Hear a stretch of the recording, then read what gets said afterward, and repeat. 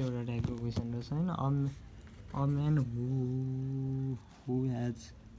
146 m of fencing हो यस्तो a man who has यति यति एम अफ फेन्सिङ यस्तो चाहिँ यो भनेको चाहिँ पेरिमिटर हो पेरिमिटर के थाहा हो भन्दाखेरि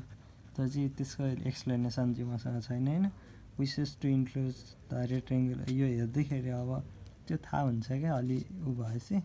अब find the maximum area he can enclose maximum area he can enclose होइन हि क्यान इन्क्लोज अब हेरौँ है के छ पेरिमिटर दियो म्याक्सिमम पेरिमिटर अब हामीलाई रेक्टेङ्गुलर गार्डन पनि भन्नु अब रेक्टेङ्गलको पेरिमिटर भनेको 2 into L into B L र के अरे एल प्लस बी हो अब एललाई मैले एक्स भने होइन एल र बी नै लेखौँ मजा फिल आउँछ इजिकल टु 144 भयो होइन अब max area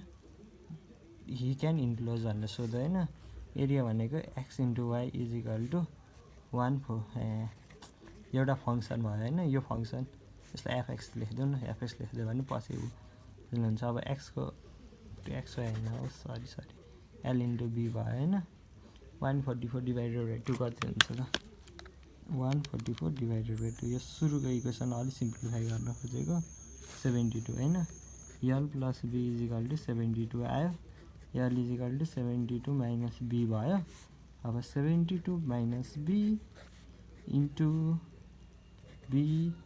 equal to F X अब एफ ड्यास एक्स भनेको के पहिला त एफएक्सै अलि मजाले मिलाउन होइन 72 बी माइनस बी स्क्वायर छ नि होइन यो एफएक्स पनि नाउ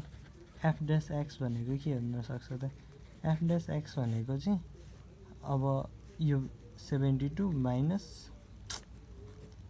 माइनस 2b यो भयो अब 2 कमन आयो भन्दाखेरि 2 72 डिभाइडेड बाई 2 कति हुन्छ चाहिँ 36 36 माइनस बी यस्तो टाइपको के आयो नत्र यत्तिकै छोड्यो अब एफ ड्यास एक्स निकाल्यो अब एफ डबल ड्यास एक्स पनि अहिले नि निकालिदिउँ न होइन एफ डबल ड्यास एक्स भनेको 72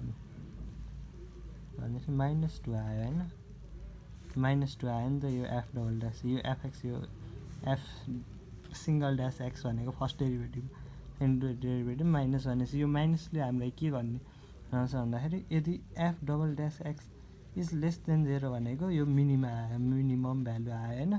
क्वेसनले हामीलाई के सोध्यो maximum area he can enclose अब म्याक्सिमम एरिया हि क्यान इन्क्लोजको लागि के गर्नु पर्यो भन्दाखेरि 72 माइनस 2b इजिकल टु 0 हामीले स्टेसनरी पोइन्ट निकाल्न आँटेको स्टेसनरी किन निकाल्न आँटेको भन्दाखेरि त्यसले हामीलाई एरिया गर्नमा हेल्प गर्छ स्टेसनरी पोइन्ट हालेर है त उ गर्ने हो नि हामीले चेक गर्ने हो नि 36 हामीले 36 हो यो स्टेसनरी पोइन्ट लगेर हामीले कहाँ हाल्नु पर्यो भन्दाखेरि एक्स बी भनेको 36 आयो नि होइन अब हामीले यो 36 लगेर कहाँ हाल्नु पर्यो भन्दाखेरि उहीँ हाल्नु पर्यो नि किन यो 36 किन निकालेको भन्दाखेरि स्टेसनरी पोइन्ट भयो होइन स्टेसनरी पोइन्ट हामीले लगेर यो मास्तिरको फङ्सनमा हालिदिउँ भने हामीलाई म्याक्सिमा भ्यालु दिन्छ मिनिमा भ्यालु दिन्छ तर हामीलाई अब म्याक्सिमा र मिनिमा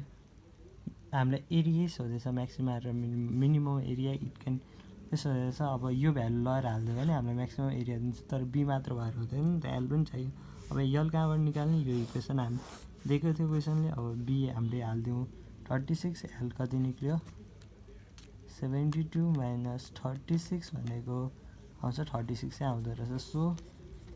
हामीलाई मिनिमम एरिया भनेको होइन minimum area he can enclose भनेको चाहिँ एरियालाई मैले एस भनेको थिएँ होइन एस इजिकल टु 36 इन्टु 36 को होल स्क्वायर 36 को होल स्क्वायर भनेको 1296 इन्टु 96 यति एरिया चाहिँ इन्क्लोज गर्न सक्दो रहेछ होइन अब स्क्वायर मिटर सबै कुरा मिटरमा लेखेर युनिट लेखेर राम्रो हल्का इम्प्रेसन पर्छ खतरा ट्यालेन्टेड भनेर यति